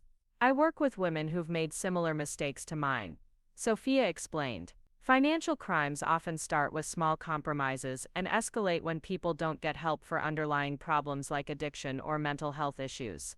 Maya asked thoughtful questions about Sophia's current work, using her FBI experience to assess whether her sister's claimed rehabilitation was genuine or performative. The conversation provided valuable information about Sophia's psychological state and her commitment to avoiding future criminal behavior. "The women I counsel now remind me of who I used to be," Sophia continued. "They're smart and capable, but they've made terrible choices that hurt the people they love most. I try to help them understand that redemption is possible, but it requires complete honesty and consistent effort over many years." As the celebration wound down, Maya took professional quality family portraits that included Sophia for the first time since her arrest. The images captured a family that had survived serious betrayal and emerged stronger, while acknowledging that healing was an ongoing process that required constant attention. These pictures will remind us that families can overcome almost anything when they commit to truth, justice, and love. Maya said as she reviewed the images on her camera. They'll also document how far we've all come since that terrible day when Sophia stole Emma's dress. Isabella requested a private conversation with Sophia before she left, demonstrating the kind of courage and direct communication that had become hallmarks of our family's approach to difficult relationships. Aunt Sophia, I want you to know that I forgive you for what you did to my mom and our family, Isabella said with remarkable maturity. But I also want you to know that we'll never forget what Aunt Maya did to protect us. She's the reason I can wear this dress today. Sophia's response revealed genuine understanding of the impact her crimes had on multiple generations of family members. Isabella, you're right to be proud of Maya and to remember what she did. I hope someday I can contribute something positive to our family instead of just asking for forgiveness. After Sophia left, our family spent time processing the evening and discussing the ongoing complexities of maintaining relationships with people who had seriously betrayed trust. Maya's professional experience provided valuable insights into the long-term patterns that indicated genuine rehabilitation versus continued manipulation. Sophia seems to be making real progress. Maya assessed, but complete trust will take years to rebuild, if it ever happens at all. Some relationships may never fully recover from that level of betrayal, and that's a natural consequence of her choices. Isabella's 18th birthday celebration had become a milestone not just for her personal growth, but for our family's journey toward healing and wisdom. The young woman wearing her great-great-grandmother's dress represented hope, strength, and the power of love to overcome even the most devastating challenges. As Maya prepared to return to Washington, D.C., and her important work protecting other families from financial crimes, she reflected on how her personal experience had shaped her professional mission. Every case I work reminds me of our family's story, Maya told us during her goodbye dinner. I see the same patterns of betrayal and exploitation, but I also see the same potential for justice and recovery when good people refuse to give up. Maya's career success had transformed her teenage investigation into a lifetime of service that would protect countless families from experiencing the kind of betrayal that Sophia had inflicted on us. Her story had become an inspiration for young people considering careers in criminal justice and victim advocacy. Tyler and I drove Maya to the airport the next morning, grateful for everything she had done for our family and proud of the remarkable woman she had become. Her intelligence, integrity, and determination had saved our wedding day and preserved our faith in justice. Thank you for never giving up on our family, I told Maya as we hugged goodbye at the departure gate. You showed us that betrayal doesn't have to destroy love, and that young people can change the world when they're willing to fight for what's right.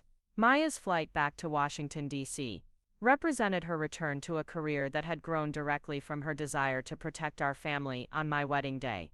Her work with the FBI continued to expand, and her expertise in family financial crimes had made her one of the most respected investigators in federal law enforcement. The wedding dress that had nearly been lost forever remained safely in our family, carefully preserved and periodically worn by new generations, who understood its complete story. Maya's investigation had ensured that the dress would continue to represent not just beauty and tradition, but the triumph of justice over betrayal, and the power of intelligent, determined people to protect what they love most. 25 years had elapsed since that fateful wedding morning, when Sophia's betrayal threatened to destroy everything I held dear. The Chen family had gathered at Maya's estate in Virginia, where she now served as deputy director of the FBI's Financial Crimes Division, to celebrate what would become the most meaningful family milestone in our history. Isabella, now 43 and a successful federal prosecutor specializing in white-collar crime, was preparing her own daughter Sophia Chen Williams for her Sweet 16 celebration. The irony of naming her daughter after the aunt who had once betrayed our family was not lost on anyone, but it represented Isabella's commitment to redemption and second chances that had become a cornerstone of our family's values. Young Sophia, as we called her to distinguish her from her great aunt, possessed the same serious intelligence that had characterized Maya at that age, combined with a natural empathy that made her particularly gifted at understanding complex family dynamics. At 16, she was already demonstrating leadership qualities that suggested she might follow in the footsteps of her distinguished relatives. Great Aunt Maya, will you tell me the real story about the wedding dress and what happened when Mom was little? Young Sophia asked as Maya carefully removed the vintage gown from its preservation case. The dress had been maintained in museum-quality conditions over the decades, and each wearing was now documented as part of the Chen family archives. Maya, now 51 and one of the most respected law enforcement officials in the country, smiled as she handled the delicate lace that had survived decades of family drama and multiple restorations. Her hair was silver now, and her face bore the confident lines of someone who had dedicated her life to protecting others, but her eyes still held the same sharp intelligence that had saved our family all those years ago. The story begins with understanding that sometimes the people we trust most are capable of the greatest betrayals. Maya said, her voice carrying the wisdom of someone who had spent decades investigating human nature at its worst and best. But it also demonstrates that intelligence, determination, and family loyalty can overcome even the most devastating deceptions. Young Sophia listened with the same intensity that her great-aunt had shown decades earlier, absorbing every detail of the complex family history that had shaped multiple generations. The teenager understood that she was inheriting not just a beautiful dress, but a legacy of strength and justice that carried significant responsibilities. Isabella entered the room carrying a thick photo album that documented the complete history of the wedding dress, from her great-great-grandmother's original wedding in 1963 through every significant wearing over the past 6 decades. The album had become a family treasure that told the story of how traditions could survive even the most serious challenges. Sophia, this dress represents more than just family history, Isabella explained to her daughter. It represents what happens when people refuse to let betrayal destroy something beautiful, and it reminds us that justice is possible when good people are willing to fight for what's right. The original Sophia, now 72, and long since redeemed through decades of community service and family reconciliation, arrived at Maya's estate carrying flowers from the garden she had maintained at the assisted living facility, where she now volunteered. Her transformation from the selfish, deceptive woman who had stolen my wedding dress to a beloved family elder was perhaps the most remarkable aspect of our family's journey. Young Sophia, you look absolutely radiant, the elder Sophia said, her voice filled with genuine love and pride. This dress has seen so much history, and now it gets to be part of your story too. The relationship between the two Sophias represented the healing that was possible when people committed to genuine change over extended periods. The elder Sophia had spent decades earning forgiveness through consistent behavior and service to others, while young Sophia had grown up understanding both the importance of family traditions and the necessity of accountability for harmful actions. Maya's own daughters, now in their 20s and pursuing careers in social justice and victim advocacy, helped arrange the dress on young Sophia with the careful attention that had become standard practice for family dress ceremonies. Every wearing was treated as a sacred trust, and every generation understood their responsibility to preserve the gown for future family members. Great Aunt Maya, Mom told me that you became an FBI agent because of what happened with the dress. Young Sophia said as Maya adjusted the vintage buttons. Do you think I should consider a career in law enforcement too? Maya's response reflected the careful consideration she brought to all family advice, balancing encouragement with realistic assessment of the challenges involved in federal law enforcement careers. You have the intelligence and the moral compass that would make you effective in this work, but there are many ways to serve justice and protect families. The most important thing is finding work that uses your talents to help others. Tyler and I, now in our late 60s and grandparents to 6 children, watched the dress ceremony with emotions that encompassed gratitude, pride, and wonder at how our family had grown and prospered despite the early crisis that had threatened to destroy everything. Our marriage had not only survived Sophia's betrayal, but had been strengthened by working together to support Maya's investigation and ensure that justice was served. I never imagined when I was getting ready for our wedding that this dress would become such a symbol of family strength. I told Tyler as we watched our granddaughter in the gown that had caused so much drama decades earlier. Maya turned what could have been a disaster into a foundation for multiple generations of service and protection. The afternoon celebration included family members from across the country who had traveled to Virginia to witness young Sophia's Sweet 16 milestone. Many of them had careers in law enforcement, victim advocacy, or family counseling, inspired by Maya's example and committed to protecting others from the kind of betrayal that had once threatened our family. Maya's husband Daniel, now retired from the FBI and working as a consultant on financial crimes cases, documented the celebration with the same professional skill that Maya had once used to capture evidence of the original Sophia's deception. The photos would become part of the family archives that told the complete story of how justice and love had triumphed over betrayal and selfishness. This celebration represents the vindication of every choice we made during that difficult period. Daniel reflected as he reviewed the images on his camera. Maya's decision to pursue justice rather than private revenge created ripple effects that are still protecting families today. The elder Sophia's presence at the celebration was perhaps the most powerful symbol of how far our family had traveled on the journey from betrayal to healing. Her transformation from criminal to beloved family elder demonstrated that redemption was possible when people committed to genuine change and consistent service to others over extended periods. I want young Sophia to understand that people can change, but they have to earn forgiveness through actions rather than words. My mistakes taught this family valuable lessons about trust and accountability, and I'm grateful that something positive came from the pain I caused. Young Sophia's response to her great-aunt's words reflected the wisdom and compassion that had been carefully cultivated in her through years of family discussions about justice, forgiveness, and personal responsibility. Great-Aunt Sophia, your story helps me understand that everyone deserves second chances, but they have to be earned through consistent behavior over time.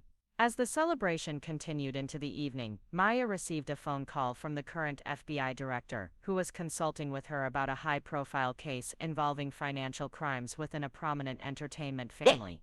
Maya's expertise had made her one of the most sought-after consultants in the country for complex family financial fraud investigations. Agent Chen, we need your assessment of the behavioral patterns in the Henderson case, the director explained over speakerphone. The evidence suggests a level of family betrayal and systematic deception that matches cases you've solved previously. Young Sophia listened with fascination as Maya discussed criminal psychology, evidence analysis, and investigative strategies with federal leadership. The teenager was beginning to understand the profound impact that her great-aunt's career had on protecting families across the country from financial exploitation and betrayal.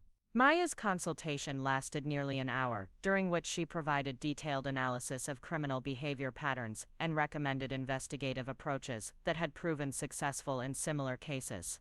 Her expertise, developed through decades of experience that began with investigating her own sister's crimes, had become instrumental in solving some of the most complex financial fraud cases in federal law enforcement history.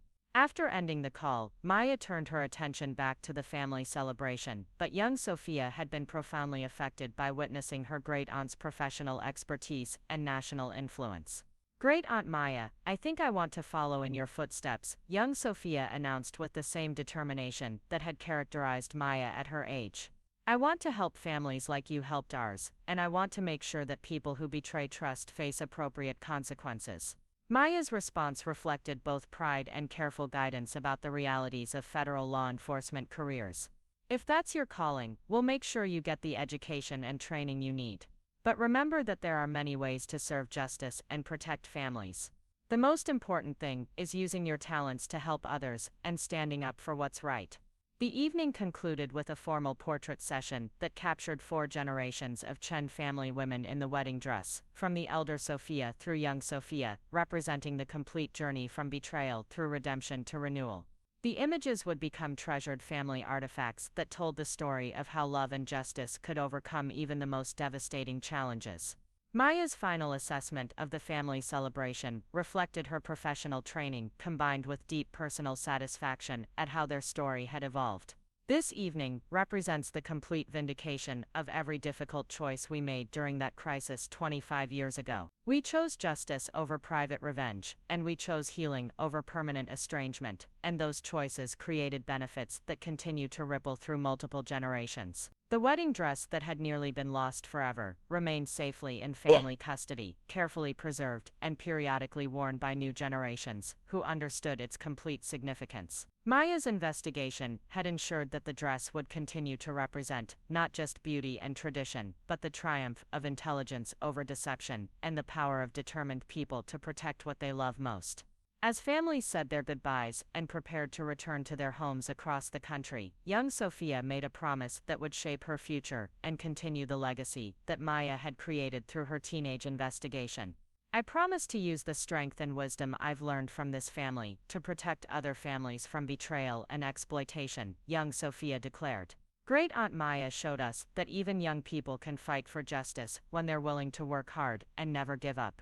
Maya's legacy had grown far beyond her original investigation into Sophia's crimes to encompass a lifetime of service that had protected thousands of families and inspired multiple generations to pursue careers in justice and victim advocacy. The story that began with a stolen wedding dress had become a testament to the power of intelligence, determination, and love to create positive change in the world. Up next, you've got two more standout stories right on your screen. If this one hit the mark, you won't want to pass these up. Just click and check them out.